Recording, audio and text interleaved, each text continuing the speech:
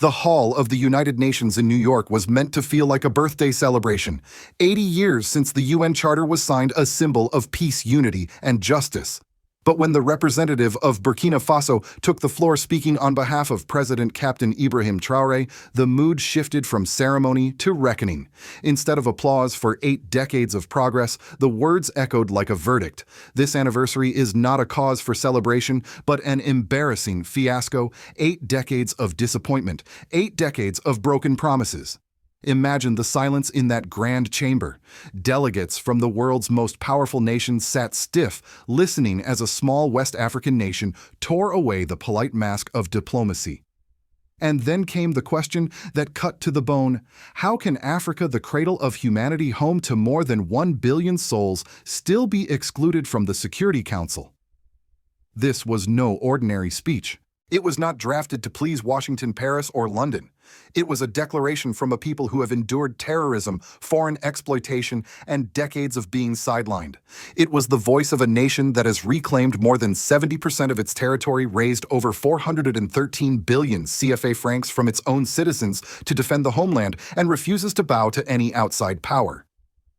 For older Americans watching from afar, perhaps you remember when the United Nations carried real hope. Today, a young African president dares to say what many whisper, but few shout: that the world system is broken and that Africa deserves its seat at the table. So let me ask you, do you believe President Ibrahim Traoré is right?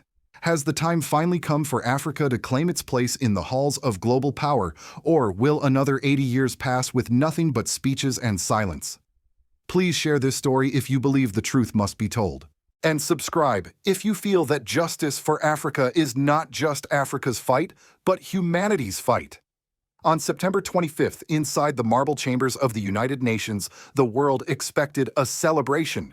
The 80th anniversary of the UN Charter was supposed to be an evening of self-congratulation speeches about progress, about cooperation, about lessons learned. Instead, when the representative of Burkina Faso rose to speak on behalf of President Captain Ibrahim Traoré, what came was not praise, but indictment. He began not with pleasantries, but with a blunt truth. This anniversary is not a triumph. It is a collective disappointment. It is 8 decades of broken dreams. His words fell heavy in the room, daring to expose what diplomats usually hide behind protocol. For many in the audience, this was the first time they had heard such candor in such a setting. The heart of the speech focused on a question too long ignored. Why is Africa, home to more than 1 billion people, still locked out of the UN Security Council's permanent decision-making? For 80 years, the very continent that provided the world with its first breath of life, that carries the scars of colonialism and pays the heaviest price for modern wars and terrorism, has been denied a seat at the table. This was not framed as a polite request, but as a demand, a claim to dignity long overdue. Then came the charge against peacekeeping missions, those massive operations financed by billions of dollars. Instead of stabilizing nations like Burkina Faso, these missions, he argued, left frustration and suffering rather than tangible results. With that, the mask of neutrality was ripped away. The UN's failures were named directly: inaction on Israel and Palestine, paralysis in the face of terrorism, and a Security Council so politicized that it had become, in his words, a troublemaker rather than a peacemaker. The representative did not stop there. He accused some permanent members of the Security Council of complicity, of financing crises, of weaponizing chaos, of using terrorism as a pretext to pillage African resources. This was not diplomatic language. This was courtroom testimony, delivered in front of the entire world, pointing fingers at the very powers who built the UN system. To underline his point, he recalled the unheeded request submitted on August 20, 2024, by the Confederation of Sahel States Burkina Faso, Mali, and Niger, calling for international action. That request, he reminded the chamber, had been met with silence. Silence that, in his words, further discredits this institution, leaving doubts about its implicit complicity.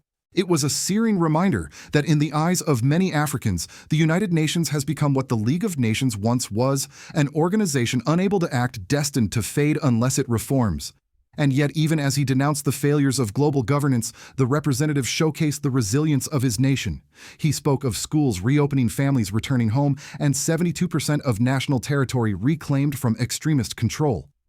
He highlighted the Patriotic Support Fund established in 2023, which has raised over 413 billion CFA francs, not from foreign donors, but from the sacrifices of ordinary citizens and the diaspora.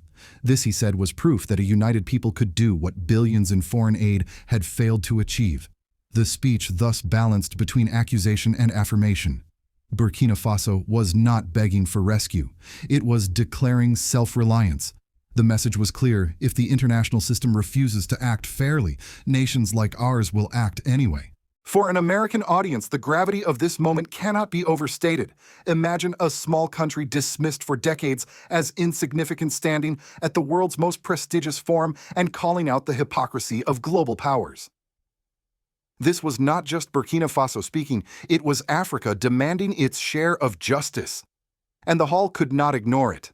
The tone of the speech sharpened as it moved from disappointment to defiance. Having laid bare the failures of the United Nations, the representative of Burkina Faso, speaking in the name of President Ibrahim Traoré, unveiled something the chamber did not expect: proof that his people were not waiting for outside salvation. He spoke first of the Patriotic Support Fund, a national initiative launched in 2023. In just 2 years, it had raised more than 413 billion CFA francs. But what gave these numbers power was not their size, it was their source. This was not foreign aid tied to conditions. This was money given freely by ordinary citizens, by workers, by farmers, and by the diaspora scattered across the world. It was a fund born of sacrifice, and it became the lifeline of Burkina Faso's defense. The results were striking. According to the speech, over 72% of the country's territory had been recovered from extremist groups. Families displaced by years of violence were returning home. Children were once again walking to schools that had reopened. Health centers and social services long paralyzed by chaos were coming back to life. For a nation painted in Western media as fragile, these were achievements that spoke louder than billions of dollars in peacekeeping operations. Then came the turning point, the accusation that set the chamber on edge. Terrorism, he declared, is being used as a convenient pretext to pillage African resources. In those words, the polite mask of diplomacy cracked wide open. No longer was this a speech about reform. It was an accusation that some of the very states funding counterterrorism were in fact fueling the crises, profiting from instability, and hiding behind the flag of peace. The name France was spoken aloud. The representative accused the Macron regime's media of becoming a mouthpiece for terrorists, spreading disinformation to justify intervention. This was no small claim. It was a direct rebuke of a permanent Security Council member, a nation that had once colonized Burkina Faso. And it electrified the atmosphere in the hall. Some delegates shifted uncomfortably in their seats. Others, especially from Africa and Latin America, nodded in recognition of a story they knew too well. The speech did not stop with accusations. It connected Burkina Faso's struggle to a wider map of resistance. The representative reaffirmed solidarity with Venezuela, condemning decades of sanctions and provocations designed to strangle its sovereignty. He linked this to Cuba, to Nicaragua, to all nations punished for choosing their own path. By doing so, he positioned Burkina Faso not as an isolated victim, but as part of a global front of dignity. The Confederation of Sahel States, the alliance of Burkina Faso, Mali, and Niger, was presented as the practical embodiment of this defiance. It was not, he insisted, an act of retreat. It was not isolationism. It was the assertion of a right, the right to decide their future, to write their own history, to build regional cooperation that served their people rather than foreign agendas. He invoked the names of Africa's great martyrs, Thomas Sankara, Patrice Lumumba, Kwame Nkrumah, to place today's struggle in a lineage of liberation. In that moment, the speech moved from grievance to vision. It was no longer about what the UN had failed to do, it was about what Africans could do for themselves. The hall, filled with representatives of every nation, was forced to confront a truth that had long been hidden: small nations, when united and determined, could stand as equals to empires. For the United States, for Europe, for the powers seated on the Security Council, this was a warning. The age of obedience was ending. The silence of the past was breaking. Africa was no longer asking permission. The power of Burkina Faso's message did not end with fiery words at the UN. Behind those words stood real consequences, consequences that touched the daily lives of ordinary citizens and reshaped the country's political foundations. At home, the speech reflected a deeper reality, a nation in the midst of profound reform. The representative highlighted that despite war and humanitarian crisis, the government had begun restoring basic services long abandoned. Schools once shut by conflict were reopening their doors. Displaced families after years of living in camps were returning to ancestral villages. Clinics and health centers were regaining staff and supplies. For millions of Burkinabe, these changes were not abstract policy. They were a return to dignity, to stability, to a sense of belonging in their own land. Economically, the government pursued what the representative called a methodical restructuring. Public spending was brought under tighter control. Wasteful institutional costs were reduced. Debt levels were stabilized, keeping the country solvent even in crisis. Most significantly, the nation's wealth, especially its natural resources, was being redirected. Instead of flowing outward to multinational corporations and foreign elites, revenues were increasingly channeled toward domestic needs. For a country long trapped in dependency, this was a radical break. Politically, these reforms carried a symbolic weight. By showing that Burkina Faso could mobilize its own citizens through the Patriotic Support Fund and grassroots projects like Faso Mebo, the leadership demonstrated that sovereignty was not just a slogan, it was a lived practice. Citizens were no longer passive recipients of aid. They were investors in their own nation's survival. This shift rebuilt trust between people and state, a bond eroded by decades of corruption and foreign tutelage. The ripple effects extended beyond national borders. In partnership with Mali and Niger, Burkina Faso co-founded the Confederation of Sahel States (AES). This new bloc was not simply a military alliance, it was a declaration that regional stability could be built from within, free from outside manipulation. It marked a step toward Pan-African cooperation that echoed the dreams of leaders like Sankara and Lumumba. For neighboring countries, this was both inspiration and challenge, a reminder that sovereignty requires courage and that unity can defy even the most entrenched powers. But these gains were not without cost. The government's defiance invited scrutiny and hostility from abroad. Certain UN agencies were accused of issuing biased reports, particularly on children and armed conflict in Burkina Faso, which the representative dismissed as distortions, even manipulations. The refusal to accept such narratives underscored a broader political consequence. Burkina Faso was no longer willing to let outsiders define its reality. For civil society, these dynamics sparked debate. Supporters hailed Traoré's government as a defender of national dignity, a leadership willing to sacrifice comfort for sovereignty. Critics, however, worried about the risks: increasing isolation, strained relations with traditional partners, and the potential for retaliation from powerful states. Yet, for many citizens, the evidence was visible: safer villages, functioning schools, renewed confidence. The political consequence was unmistakable. Burkina Faso had reasserted itself not as a client state, but as a sovereign actor. In doing so, it exposed a stark choice for its people and for Africa at large: continue in dependency or embrace the uncertain but empowering path of self-determination. For Americans watching from afar, this moment recalls earlier eras of upheaval when small nations defied empires, when citizens chose sacrifice over submission.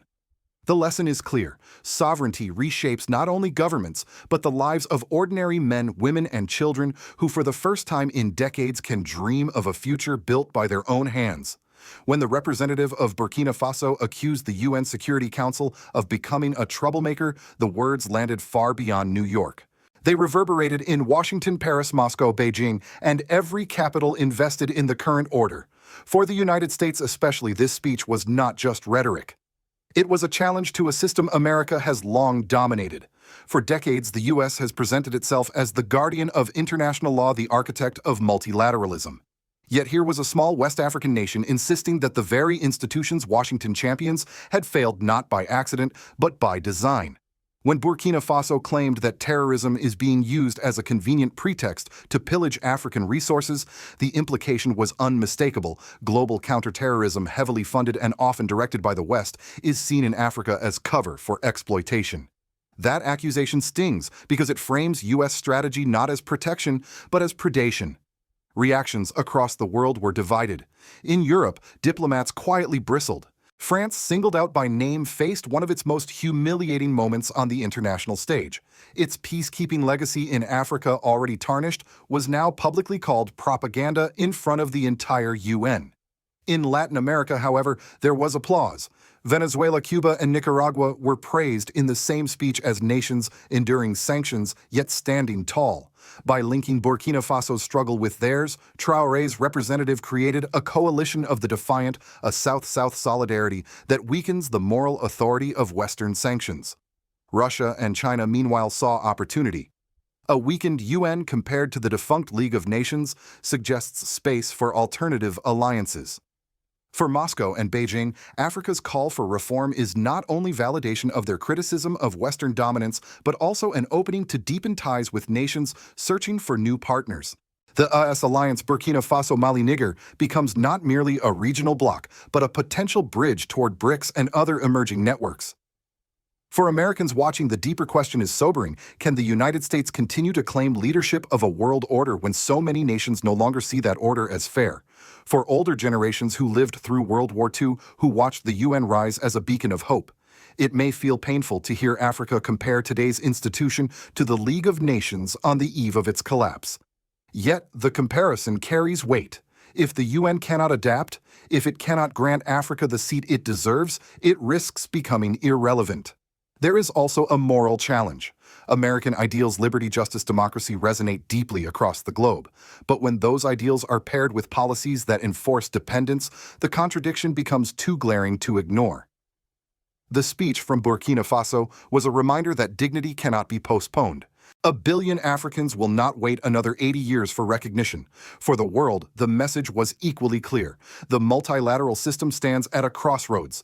Either it reforms to reflect the realities of a changing globe, or it fractures under the weight of its own hypocrisy.